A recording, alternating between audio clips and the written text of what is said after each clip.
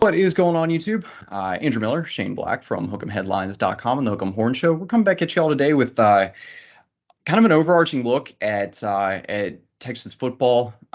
We wrapped up spring ball 2 weeks ago now, 3 weeks ago. I guess about 2.5 weeks that the spring game was, and I mean, I don't know about you. I feel like the season's coming in. Once you get past spring ball, it really feels like the rest of the summer just flies by at this point. That might just be me because with Texas, you have sports that really carry you all the way through like the beginning of the summer.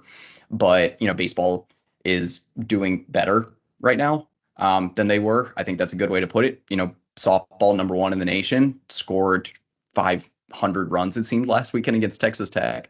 And so, for football, I'm excited. I try to tamp down the excitement a little bit because we still have over 100 days until we're back at DKR for the fall. But the team's really kind of fallen into place. It feels like portal's mostly done, and you only have, I believe it's 7 summer enrollees, barring again you get a late grad transfer because Texas does still have a few scholarships remaining if they wanted to get, say, a punter, defensive tackle, linebacker, whoever that was from the portal. If there is a grad transfer that fits the bill. Or there's one more target that they were looking into today. We can talk about that a little bit later when we get into the defensive side of the ball. Things are set. Long story short. So in this video, I want to take a look at both sides of the ball. We'll kind of take a high-level look at each position group.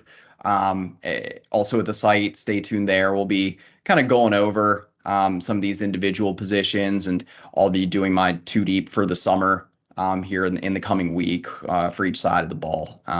Shane, you did a good piece over the site today talking about the secondary, who looks good there, what the 2 deep is looking like with that specific group on defense. So link all that in the description below. Shane, I guess I don't want to talk too much about just recapping spring ball because we've already, Tark and I did a video on that about a week or 2 ago. As things stand now, this is what I want to do. I want to talk about which 3 position groups you feel best about, which 3 you have the most questions about entering summer workouts. I'll go ahead and start here, and then I'll pass it over to you. Actually, you know what, Shane, you go ahead. I've done enough talking. All right. Yeah. Good to be back. So, I'll start with one. I think the most obvious is the quarterback room. And, it does sound, obvious. You think Quinn Ewers is coming back. He's got top 3 Heisman odds. We saw what Arch did in the spring game. So, Ewers had the injury history the past couple seasons. You feel confident with the room as a whole. Even Trey Owens looked solid. So I think the quarterback room is an A+, probably the best in the country. Quinn still has another step to take. One of the reasons he came back to improve that draft stock and improve his consistency throughout a full season. And I'm really excited. You think about, being a Texas fan, covering Texas, since Colt injured his shoulder in the national championship game, it's been kind of an influx. We had the good Sam Ehlinger years, but I never felt this confident going into a season with the quarterback room that we've had. And that's massive because when you look up at the college football playoff, the last 4 or now the last 12 teams that are going to be left, they're all going to have proven bona fide studs at quarterback. And I think Ewers gives you a lot of confidence. Year 3 in the system, he proved to be a vocal leader all of last year. That's just taken another step forward as well. And when you have a guy like that who, has #1 overall pick potential, Heisman Trophy potential, he can cover up some mistakes, and whether that be, on the defensive side of the ball or even picking up his new wide receivers early on in the season. So I think just a guy like Ewers raises the ceiling of this team to national championship level expectations. I'm excited. I'm hoping that he plays a full season as much as everyone would like to see Arch. I'm hoping Arch only comes in games that are well decided. So I feel really confident about the quarterback position, not something that we as people who cover Texas have said much in the past. So I think that's kind of the logical place to start. Okay, so you had the quarterback room. What were your other 2? Yeah, so I think the other obvious one is the receiver position. Okay. You can get some. I didn't know if I missed those. No, I didn't go into the other 2. Do you want me to? I certainly can. No, to follow up on your point about the quarterback room, because I was going to say that too, and then we can kind of go back and forth from there. I think like you mentioned, Quinn Ewers obviously gives you that sort of stability that you're looking for in Sarkisian's offense. Third-year starting quarterback. Heard good things as expected about his consistency, how quick he was getting the ball out. Good chemistry with the wide receivers, which is nice to hear because you turn over all three starters. You're getting a bunch of new guys in here from the portal, albeit capable receivers, very talented guys. I think, can really maximize the potential of Sarkisian's offense. We've mentioned this idea of positionless football a lot. I think Quinn Ewers got that type of arm talent and the maturity in the offense now to be able to make all those necessary throws and really fully open up the playbook. For Arch, obviously the spring game performance, kind of as you were saying, gives you a ton of confidence about the direction of his game. Trey Owens looking as good as he did. It gives you a lot of confidence for the future of this quarterback room, as does, the level Texas is recruiting at right now with quarterback as we're getting into summer official visits. It's interesting thing to think about there too with KJ Lacey. But, I think beyond the quarterback room, I guess I'll say that Arch, him being one snap away, him looking ready and ending spring ball on a high note, not just having that good spring game, but also, it seemed like he really finished spring ball or spring practice on a high note. Sarkisian gave him a nod that I think it was the Tuesday spring practice before the spring game, was kind of saying it was one of his best practices that he's ever had at Texas. And so that was huge. I mean, to carry that momentum after he, clearly got down to business in offseason workouts. What did he put on, 10, 15 pounds of muscle, it looked like? Really looked the part there. It seems like he's headed in the right direction. You got confidence in the quarterback depth now to where, Quinn Ewers hasn't made it through a full season. We'd be ignoring the elephant in the room there. We said that we wouldn't be worried about the state of the backup quarterback position. And so all good there. I think, what, Shane, I'll pass it back to you. What do you have next as far as your top position groups? Yeah, so second for me is the wide receiver room, which is interesting to say because of all the talent and receptions that was lost. I mean, we saw in the NFL draft, Xavier Worthy, first rounder. Adonai Mitchell might be the steal of the draft, going to the Colts, I think 52 overall, and then Jay Witt in round 6, and obviously JT Sanders in there as well. But I mean, Sark has proven he can bring in the transfer receivers. Who wouldn't want to play in this offense with a talented quarterback like Quinn Ewers? And with Isaiah Bond, Matthew Golden, Silas Bolden, who's coming in the summer, Ryan Wingo stepping onto campus now. Those are 4 newcomers who, even if those are your 4 guys, you're in a great spot. But on top of that, you also have that talented 2023 class featuring Jonte Cook, DeAndre Moore, and Ryan Niblett. So those are 7 guys right there who are going to be competing for snaps this fall. We know that, Sark likes to find his 3 or 4 and stick with. I think that's going to be, a major talking point throughout the summer into fall camp.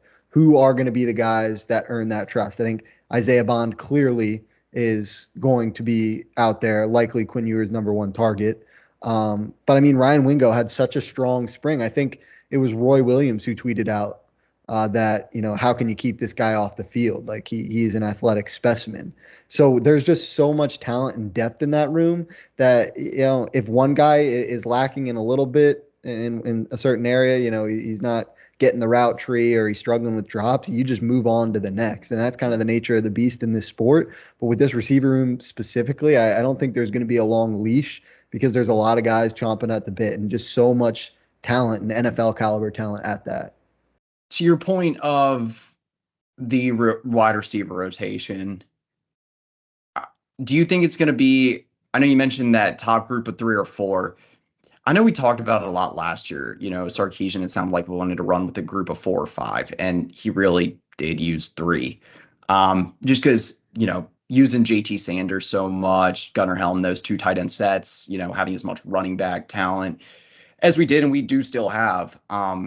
I think that warranted, the use of really 3 wide receivers exclusively. Also, this year, I've said this a lot, I feel like already, but the drop-off isn't as far between what you had last year with your 3 starting wide receivers with Adonai, Jordan Whittington, and Xavier Worthy. And then you had a freshman Jonte Cook, freshman DeAndre Moore.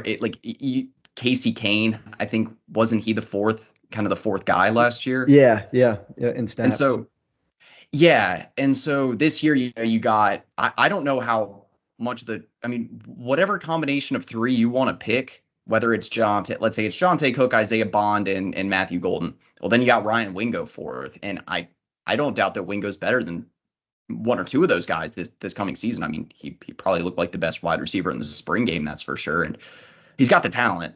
Um, Jonte, I think, is pretty much a shoe-in to be one of your starters this year. Your only really returning guy that played semi-regular snaps last season, whether it was offense or special teams, that saw snaps in multiple Big 12 games and was targeted at least a few times. And then, you mentioned Silas Bolden coming onto campus. You still got DeAndre Moore. I feel like he's working his way into that slot spot to some extent. Yep.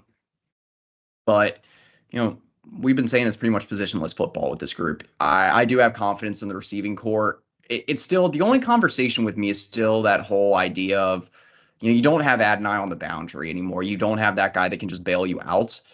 Also, we haven't talked about it a ton, and I know it's obvious, but like losing JT Sanders, while I still think we got quality guys in this tight end room, I think Jordan Washington's a little ahead of schedule. Not saying he's going to be an immediate impact guy, but next year, I think he could be a really quality receiving tight end for you. Mm-hmm. But Amari Niblack, I think, will be good. I don't think he's going to be JT Sanders good. They're different players. JT Sanders, I think, better at getting you yards after the catch. I think Amari Niblack more of a yards before the catch guy. So, with Texas not having the sort of tight end, I guess the sort of tight end depth that they did last year, in the sense that, well, you don't have JT Sanders. That I think not having him kind of changes that picture a little bit to where it could be 4 or 5. And my point here being that this position group is strong enough to where you feel confident in that. So wide receiver, I did have one in mind here. I'm just gonna, I'm gonna say as a whole is offensive line.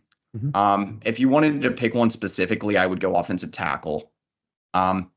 I mean, the first team offensive line, for the first time in God knows how long that I've been covering Texas, the first team offensive line has not really been a question mark in the slightest. If there's been a question mark, it's been, okay, which 8 or 10 guys are we taking? Which scholarship offensive linemen out of the 18 that we have that are pretty much all quality guys is going to be transferring because we're running up on scholarship limits. Like, we're having these sort of conversations where you can tell that Kyle Flood is really starting to hit that stride of like, okay, this group is becoming elite. You're seeing the dividends paid, all that good stuff. But, this top group, you probably got 2 NFL guys at least next year, because you got Kelvin Banks, who's going to be a top 10 guy. You got DJ Campbell, who could work his way into that conversation if he makes more strides this season, is a consistent performer along the interior. And then at tackle, Cam Williams could be an NFL guy in 25 Definitely. Or 26. He's got that body type. He's got that ability in pass protection. What do you have? 1 or 2 pancakes in the spring game.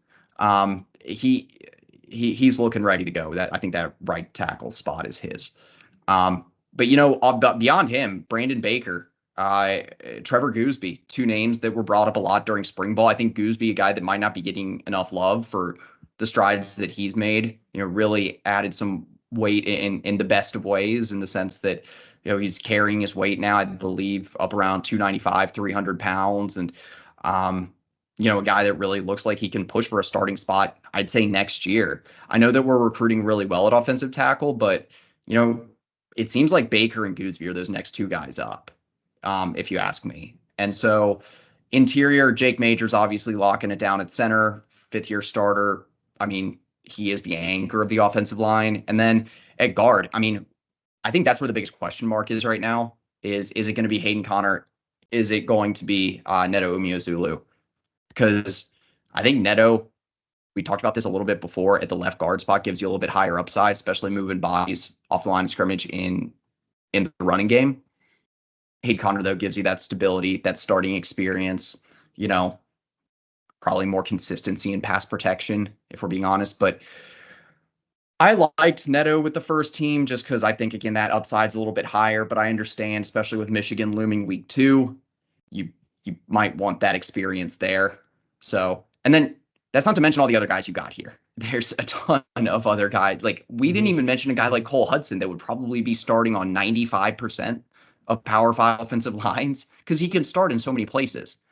And he might be the seventh or eighth guy. So I think the offensive line is the third one for me. Yeah, no, I completely agree. And, just to bring it all together, the top three units on this team are probably all on the offensive side of the ball. You could potentially argue running back too with what you got in CJ Baxter and Jaden Blue. But, getting to the offensive line, like you said, the depth is just unreal. And that's, big shout out to Kyle Flood and Coach Shark. From day one, Coach Shark, he wanted the big humans, and now you're kind of seeing the fruits of his labor here going into year 4. You mentioned Cole Hudson could probably start on 95% of power teams.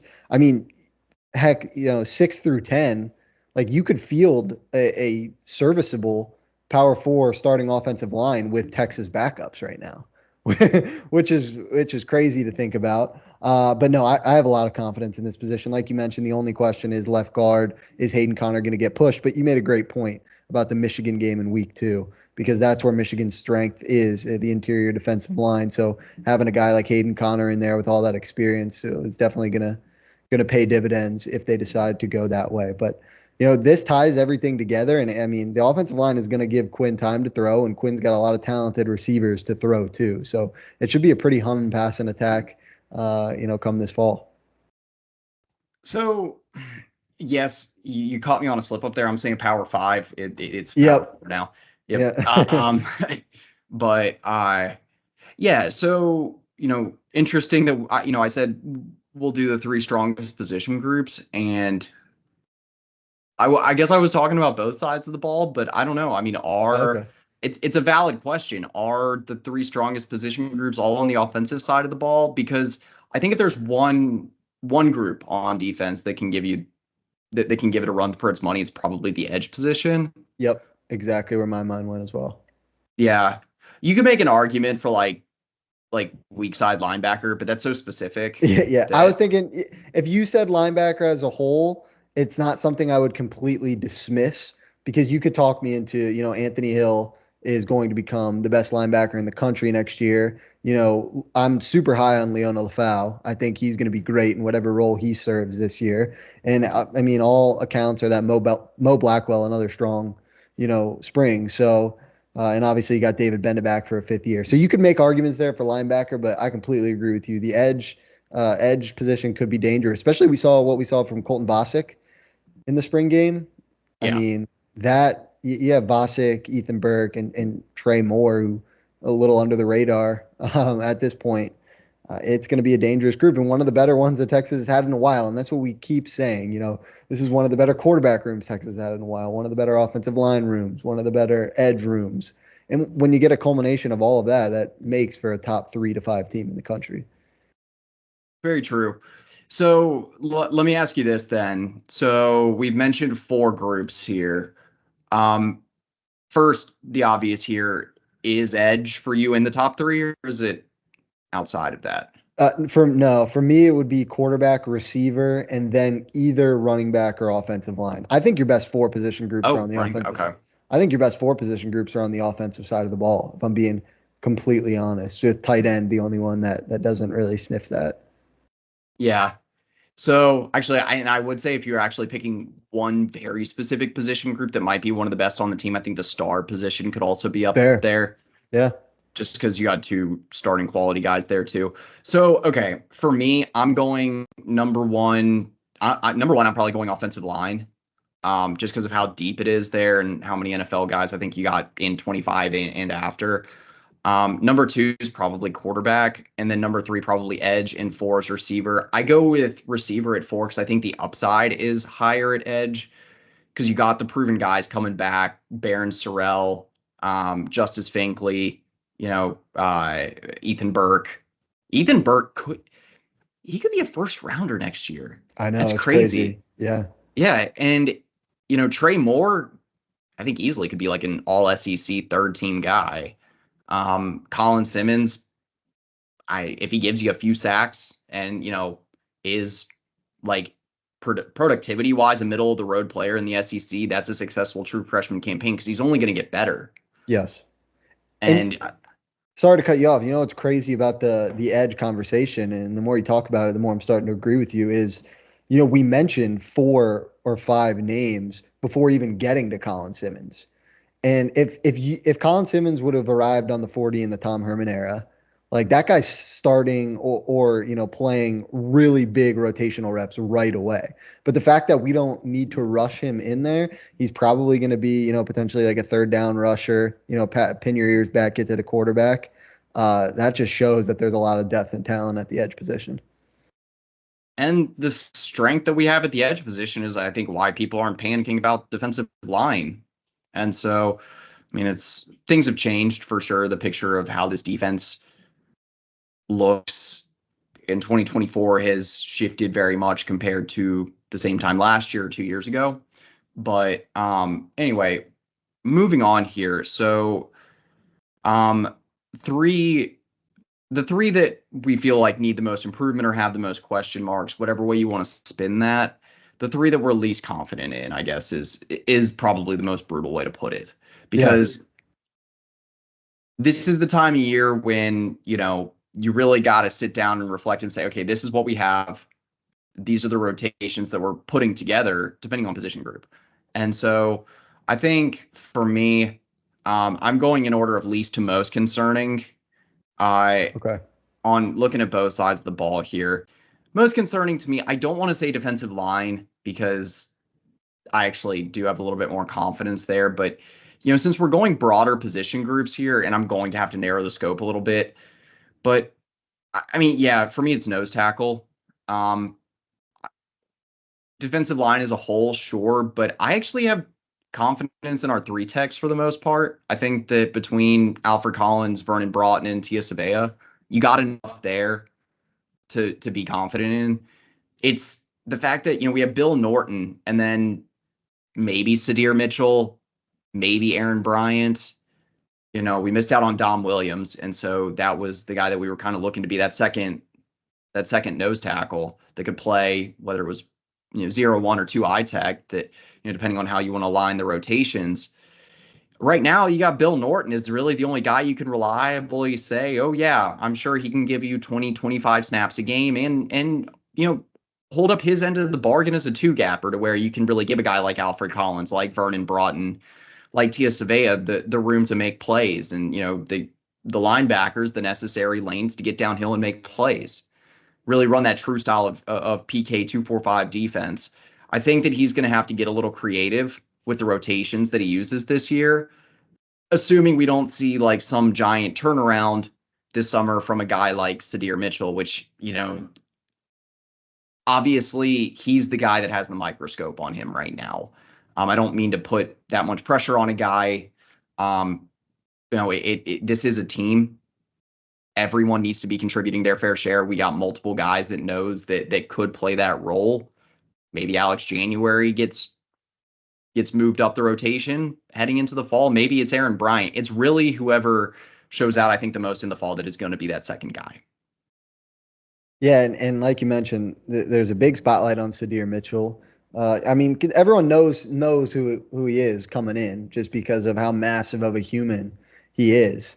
And I think the plan probably was for him not to play much as a freshman and then get some rotational snaps as a sophomore. And then by his junior year, you have him at the weight that you want, you have him in the shape that you want, and that he can really break on in the 2025 season. But he's going to be forced into some early action here. Like you said, like you don't want to put the pressure and spotlight on a young player like that. But if it's going to be there, the good thing for him is that all you can really ask for is to get some reps and have a chance to win the job or win a rotational spot. And he clearly has that right now. So I'm sure he's pretty pumped about that. It's you have that down consistency with Mitchell. Can he get his body in the right shape? And how does that all play out? I mean, Bill Norton, all things considered, he would have been a great like secondary rotational nose tackle. He has a ton of college experience, but like you said, expecting him to play more than 20, 25 snaps a game at a super high level is probably asking too much. So I agree with you. I think PK is going to have to get, a little mix and matchy on the inside, play some guys a little out of position. Might be a little undersized at some points over the nose. And that's clearly why it's been the biggest concern, and why a guy like Dom Williams would have brought a lot to Texas. That said, I'll just give my 15 seconds, 2 cents on Dom Williams. Texas obviously benefited from the NIL era. I will say that losing, not getting that signature definitely hurt, but I'm glad that, Sark in the collective, they have, parameters in place. They're not going out just meeting every single demand that these guys are asking for. There are going to be more players, obviously we've reached the end of the spring window. So I kind of say that in jest a little bit, but, going forward as a program, you don't have to waste, 7 figures on a guy just because he keeps coming back asking for more. Yeah, I mean that the Dom Williams conversation for me and what OU gave up probably to get him is a conversation, I guess, that deep for getting that deep into it is a conversation for a different day, but certainly an interesting one at that. I do like you bring that up though, just from a culture perspective for the defensive line room. You got to turn the corner here with the way that you're developing some of these guys and recruiting a defensive tackle. I know that we lost Bo Davis this offseason. So then you lost DeAndre Robinson, you lost Trill Carter. That was one guy that I think had a really bright future. That was a little underrated. And then, Trill Carter, while upside isn't enormously high, was a guy that you brought in looking to be a multi-year impact player with really valuable experience. So, as a whole, I do agree with you that I think that we are getting to a point where, I don't know if you were getting to this specifically, but where we are getting to a point where the defensive line room as a whole, not just your top guys, it feels like we're starting to turn the page of where we've understood, okay, we got to recruit better. Like, I don't know.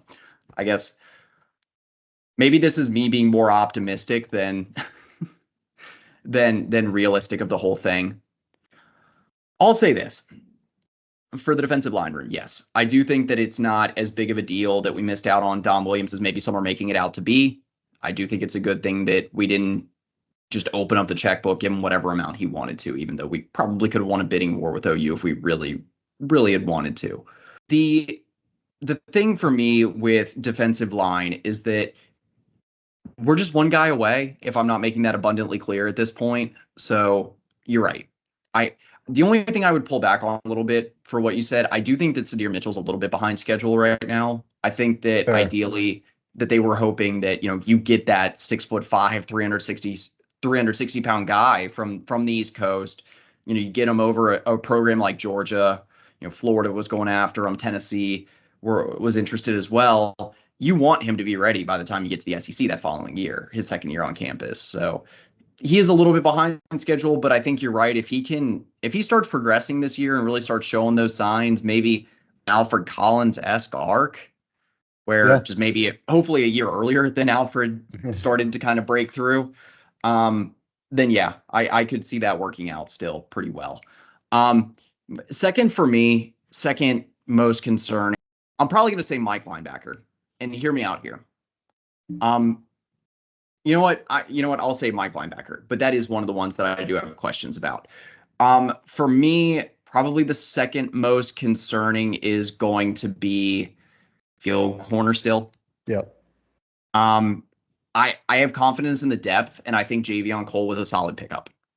So, I think for me, the reason why I'm a little hesitant at field corner is because you can't. I don't know. I guess you can't not have question marks about what that situation is right now, because, and you kind of talked about this in your piece where, we lose Terrence Brooks. You lose, 15, 16 starts in the last 2 seasons. You bring in a guy like Javion Cole, who by all means had a fantastic season last year at San Jose State, 3 interceptions, double-digit pass breakups. Highest graded or second highest graded corner in basically every metric you could want from the Mountain West at a cornerback level. And so, and one thing I actually found on him, I don't know why I guess I'm trying to be a contrarian with my perspective here, but the thing that I like, he performed up to the competition last year, but he didn't perform down to it. he rose up to the moment. So, San Jose State did not have the most difficult schedule by any means last year, 7-6 team in the Mountain West. He did face some solid wideouts though in a few games. They faced USC, got what was that, a week 0 game or week 1 that they Yeah. lost 49-28, but Yep. he faced Kyron Hudson. And when I was kind of looking at and how Brendan Rice, I think, were most of the matchups, looking at some of the PFF data from that game, he was targeted 4 times, gave up 1 reception, I believe, for 7 yards, and had 2 pass breakups. And then even more impressive, I would say, I get that, USC has more talent than UNLV, but UNLV arguably has one of the best returning receivers in the nation this year in Ricky White, a guy that had 1,500 yards almost, 8 touchdown catches. He was Javion Cole was targeted 3 times in coverage, one-on-one against Ricky White last year. 0 catches, 2 pass breakups. Ricky White had still about 5 catches for 110 yards in that game, but none against Javion Cole. And so, I mean, you look at Cole, the way he's performed in those Power 5 type matchups, especially against some of those higher performing, bigger wide receivers, and he held his own. That kind of gives you a little bit more confidence that you say, okay, there's some people out there saying, oh, he's 5'10", 5'11". How could he hold his own against some of these bigger boundary receivers in the SEC week in and week out?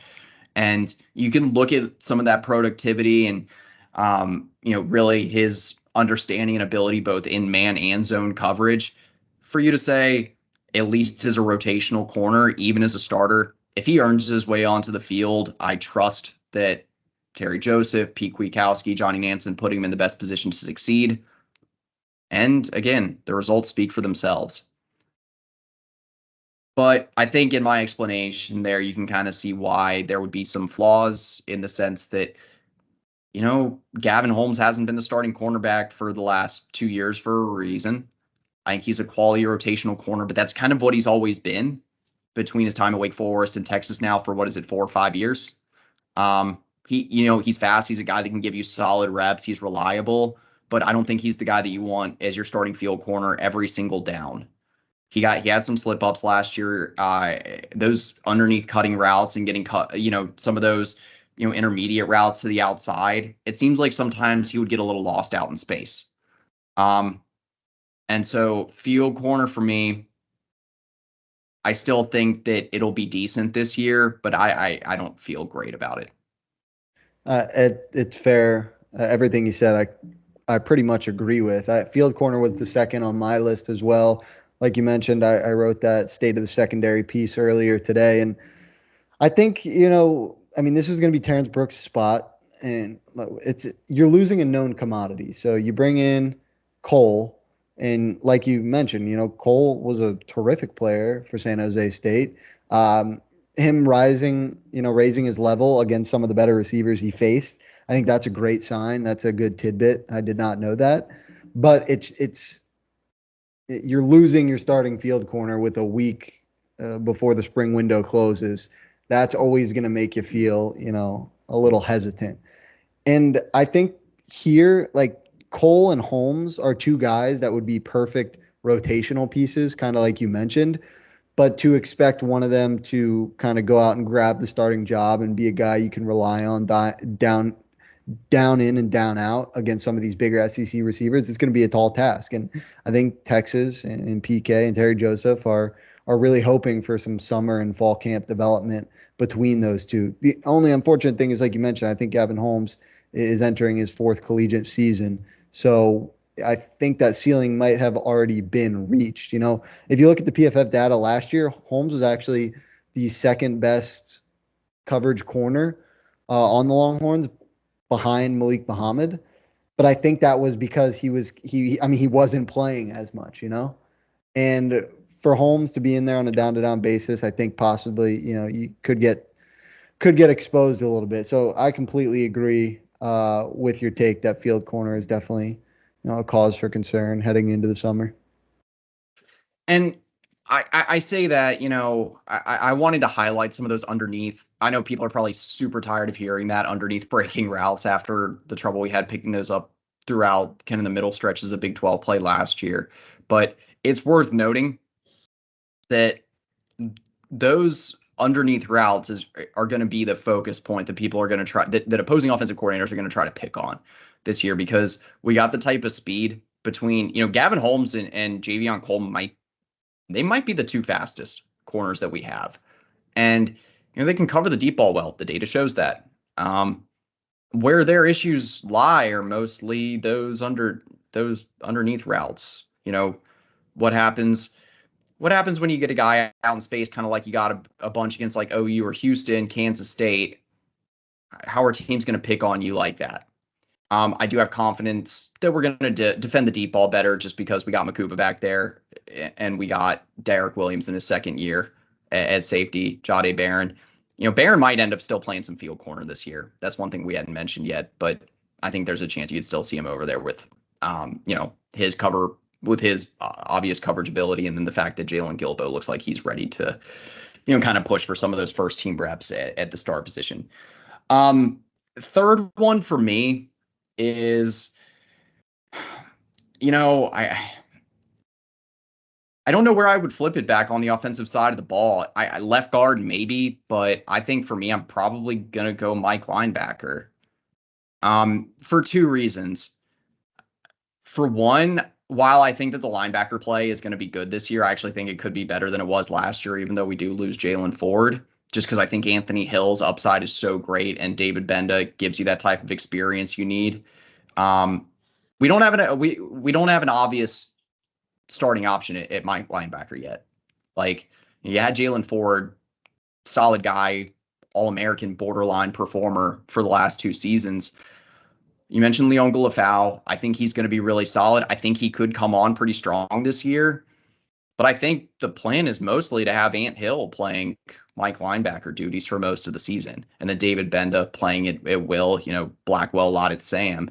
And so, Hill sounds like he's doing better with some of those assignments, but man, that switching inside to play Mike linebacker is a tough job. It's a tough task. And especially when you're going into the SEC, facing some of these bigger, more physical offensive lines, running backs. I think that Mike linebacker could have some ups and downs this year as Hill gets a little bit more antiquated. I say that to say that I think the upside there is very high. The second reason for my concern at Mike is the depth. You lose Kendrick Blackshire, you lose Samaje Burrell to the portal, which obviously Burrell was a separate deal. Don't really need to dig in too deep to that right now, but it's not ideal that you're heading into the SEC questioning the depth at middle linebacker.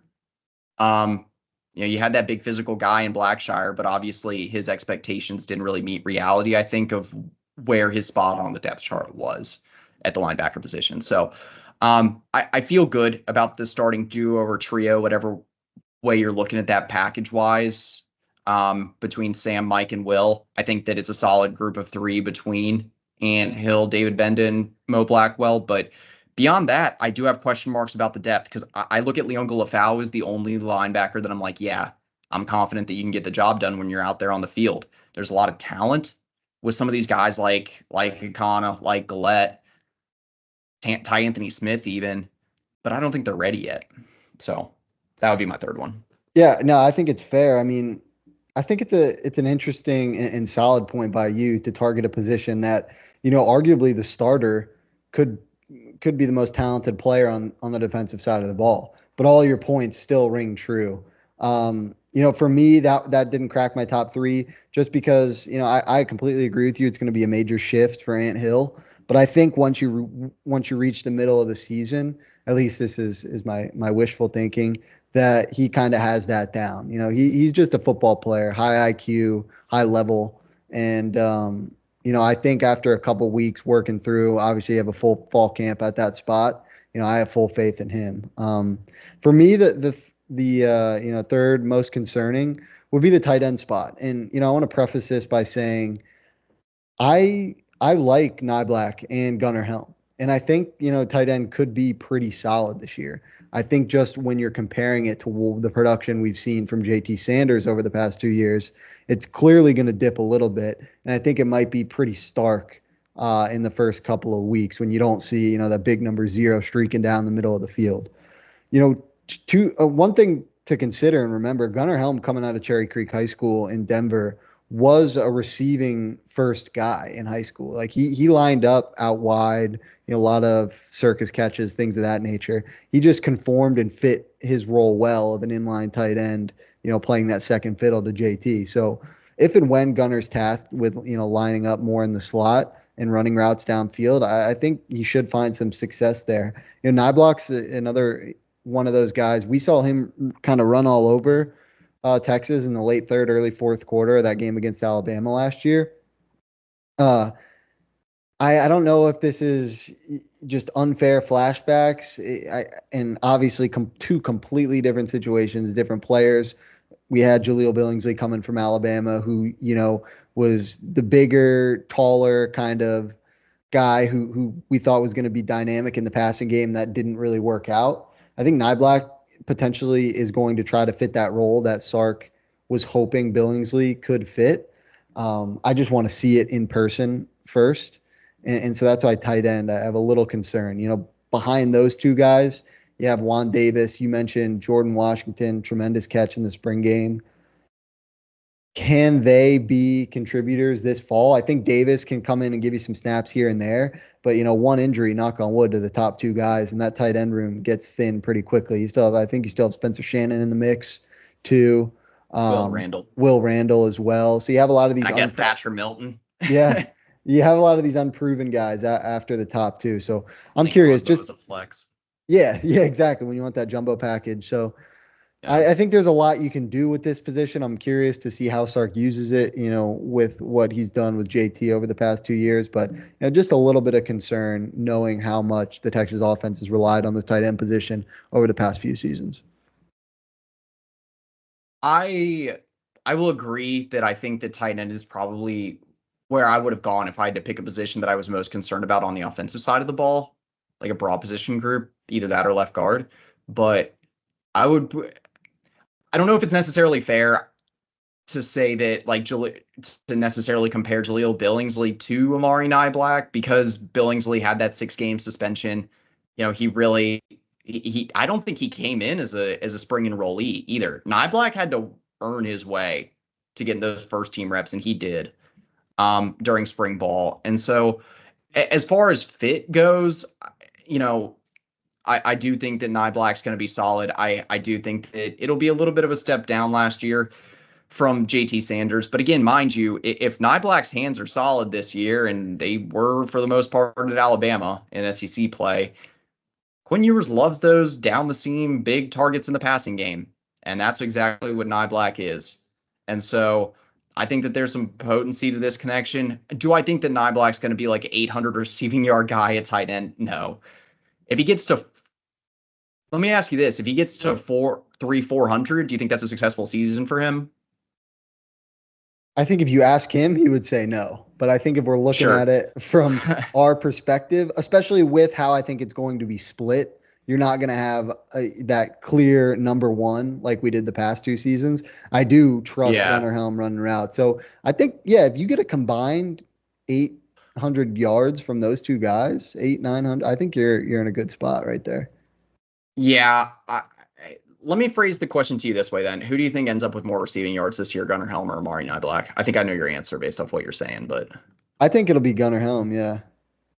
Okay. That's kind of what I figured. Yeah, I just keep coming back to that. So I have a couple friends who went to the same high school as Gunnar Helm, and when he committed to Texas, Colorado. Oh, right, yeah. When he committed to Texas, they were like, dude, this guy's unbelievable. Like, he just mosses everyone. Check his huddle out. And so we've gotten accustomed to seeing him as a Longhorn, just a mean guy in the trenches, solid blocker. But I think now that he's going to be given more freedom to move around, I think he's going to show off what he's got. Agreed. I think that Helm will have his best season this year. I think it's all lined up to that.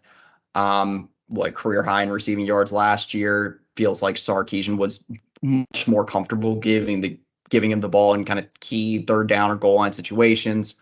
Multiple touchdown catches last year, so I do agree with that. I would still probably say that Nyblock's just his downfield threat, his big playability, and just again that natural connection with Quinn Ewers Yeah. would be the reason I would still probably lean toward him.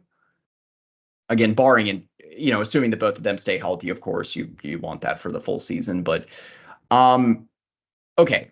Yeah, So just to hit on your point right there, I think it's a valid one because Niblack is the type of guy who could have two 60-yard touchdowns, and then right there, that's a fourth or a yeah, fifth of his production the whole year. Where Gunnar Helm, is a good receiving threat, but he's not going to stretch the field like Niblack.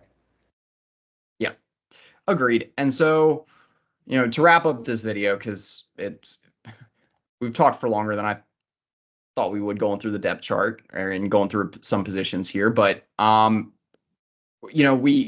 we've kind of talked about what 6, 7, 8 specific position groups here, just to give some love to the rest of the groups here. I think there's some ones here like boundary corner, like the two safety positions, like 3 tech defensive tackle that are solid, but maybe not elite necessarily. But I'm going to give you 3 position groups here that we really haven't talked about much at all. You know what? Let's go 4. Of these 4 groups, because you mentioned running back is one of the ones you're most confident in, so we're not looking there. And I think all these are going to be on the defensive side of the ball. Yeah. So of these 4 position groups, I'm looking like 3 tech defensive tackle, boundary corner, field safety, and boundary safety. Which of those do you think will be the most improved from last year? Just because that's kind of a tough question and pretty specific. I'll give my answer first. Mm-hmm. I mean, I think that 3 tech would be a tough one to say that that's going to be the most improved, just because you lose so much there. But I mean, I'll say field safety, just because you bring in Makuba, and correct me if I'm wrong there. It's probably going to be Makuba at field safety, Derek Williams at boundary safety. Yeah. Yeah, that's what I had when I wrote that article earlier today.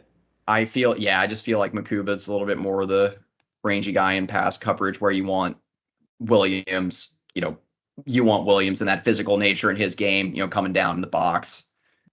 And you really want that physical nature, I think, kind of playing on that short side of the field. And so, strong side. But yes, I guess my point here is zooming out. I think the safety depth is a lot better this year. Yep. And when you got a rotation just at field safety, that's going to be featuring guys like Makuba, like Michael Taff, like potentially Xavier Filsaime. Give boundary safety some love. A sophomore Derek Williams, I think he's going to be awesome this year. And Jelani McDonald, I think that he's going to be part of the safety rotation. I think you got 5 guys this year that are all really solid. So I'll specifically go field safety just because I think there's a lot more confidence in that position now, or confidence in that position group, a lot more proven experience. You got some guys returning here. That would be my answer. Yeah, I think it's a fair answer. I'm gonna just go right across the field to boundary safety. You just touched on it. I think the ceiling of Derek Williams is so high, and this could be me just getting excited. But I mean, we saw, it seemed week after week, Williams improve last season. Makuba comes in. Obviously, he was a freshman All-American in 2021, and he was a good player in 22 and 23. But you never like to see that, stagnation, I guess you can call it. So I just think Derek Williams might be on a rocket ship to being an all SEC caliber safety. And we know all the safety problems that we had last year. Obviously, Jaron Thompson, Keaton Crawford, both gone. But I think, honestly, this is the perfect position for Michael Taft to be in as well. All reports out of spring practice where, Taft looks the part out there. But if you can put Taft behind those 2 guys who are just athletic specimen, nose for the football, it can get downhill, and then you rotate in Taff, I think it's going to be a great fit for him, and that's going to be a really interesting 3-headed monster. So I have no problem with you going with field safety and Makuba. Personally, I'm going to go boundary just because I think Williams' ceiling is higher. Yeah, fair enough. I like that. I would also give a shout out to boundary corner. I could see an argument there too. That would actually be my number 2, because having Malik Muhammad as a sophomore full season, I think he's probably the best boundary corner not probably, I think he is the best boundary corner we've had. I think Watts was decent, but I think Muhammad's just more of a complete cornerback, where I think Watts was, as we discussed ad nauseum, and has been talked about a lot with the NFL draft, is more of a safety. Yeah. With his speed and everything like that. And so, okay, I think that's about all I got. I know we looking to talk a little basketball here today as well, a video that I'll probably be getting up a little later this week. So you got anything else you would add for football? No, I mean, I think the overarching theme from this video that you should take away is, we had a lot more good things to say than bad things. And so that's what you kind of get when you have a team of this caliber. Even me trying to figure out who was that, that third group that I was least confident in. I said tight end and then kind of glowingly praised Gunnar Helm for the whole time I was talking. So I think it's a good spot in there. Just little tinkers, little fixes here and there. Hopefully can work themselves out, and hopefully we can see some progression in fall camp. And then you got a team that's going to be competing for a playoff spot and more. All right. Well, I think that's pretty much it for this. Again, getting over to basketball. So stay tuned for the video again coming a little bit later this week. For Shane Black, Andrew Miller, Hook'emHeadlines.com, Hook'em Horn Show. That's pretty much it. Hook'em. Hook'em.